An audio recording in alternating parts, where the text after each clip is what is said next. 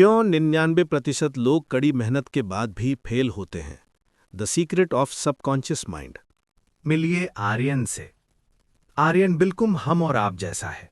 वो दिन के 10 से 12 घंटे काम करता है, पूरी शिद्दत से मेहनत करता है। वो अमीर बनना चाहता है, खुश रहना चाहता है, लेकिन वो स्टक है। हर महीने के अंत में वही खाली जेब, वही स्ट्रेस और वही सवाल, आखिर कमी कहाँ रह गई? आर्यन को लगता है कि उसकी किस्मत खराब है या शायद दुनिया उसके खिलाफ है। लेकिन आर्यन को यह नहीं पता कि उसकी बर्बादी का कारण बाहर नहीं, उसके अपने अंदर है।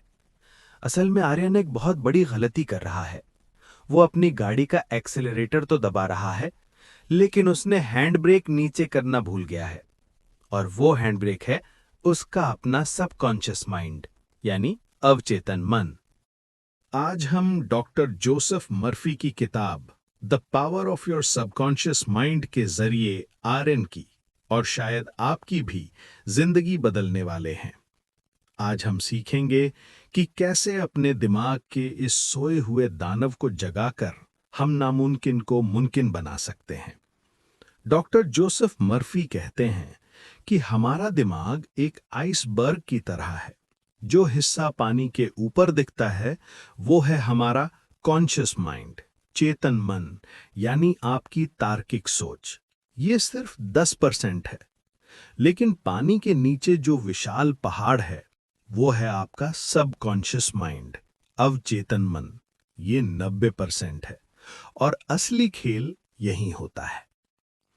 आर्यन की समस्या ये थी कि वो अपने कॉन्शियस माइंड से तो कह रहा था, मुझे अमीर बनना है, मुझे सक्सेस चाहिए, लेकिन अंदर ही अंदर उसका सबकॉन्शियस माइंड बांध बैठा था कि मैं इसके लायक नहीं हूं, पैसा कमाना मुश्किल है। याद रखिए, सबकॉन्शियस माइंड बहस नहीं करता। वो एक जहाज के कैप्टन की तरह नहीं, बल्कि इंजन रूम में बैठे क्रू की तरह है। कैप्टन यानी कॉन्शियस माइंड जो भी ऑर्डर देता है, इंजन रूम यानी सबकॉन्शियस माइंड उसे चुपचाप मान लेता है। अगर आर्यन कहता है कि मैं ये कार अफोर्ड नहीं कर सकता, तो सबकॉन्शियस उसे एक आदेश मानता है और आर्यन की जिंदगी में ऐसे हालात पैदा कर देता है कि वो सच में उसे कभी नहीं खरीद पाता। किताब का दूसरा सबसे बड़ा लेसन है विजुअलाइजेशन, यानी मानसिक चित्रण। आर्यन ने खुद को एक विक्टिम की तरह देखना बंद किया। उसने दिन में 2 बार एक मेंटल मूवी चलानी शुरू की। उसने देखा कि वो प्रमोशन लेटर पढ़ रहा है।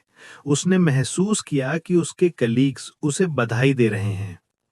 जोसेफ मर्फी कहते हैं, जिस चीज को आप महसूस कर लेते हैं, सबकॉन्शियस माइंड उसे हकीकत में बदलने के लिए पूरी कायनात को एक कर देता है। शुरुआत में आर्यन को ये अजीब लगा। उसका लॉजिकल दिमाग कह रहा था, ये सब झूठ है, इससे कुछ नहीं होगा। लेकिन उसने हार नहीं मानी। वो जानता था कि एक पौधे को पेड़ बनने में वक्त लगता है। 30 दिनों तक लगातार इस प्रैक्टिस को करने के बाद कोई जादू नहीं हुआ कि आसमान से पैसे गिरे, लेकिन कुछ और हुआ। आर्यन का नजरिया यानी एटीट्यूड बदल गया। उसका डर खत्म हो गया। जो काम उसे पहले मुश्किल लगते थे, अब उसे उनमें नए आइडियाज आने लगे। उसे एक नया क्लाइंट मिला और धीरे धीरे उसकी इनकम बढ़ने लगी। दुनिया नहीं बदली थी, आर्यन का अंदरूनी नक्शा बदल गया था। डॉक्टर जोसेफ मर्फी की ये किताब हमें बस एक बात सिखाती है, change your thoughts and you change your destiny. अपने विचार बदलो और तुम्हारी तकदीर बदल जाएगी। अगर आर्यन ये कर सकता है तो आप क्यों नहीं?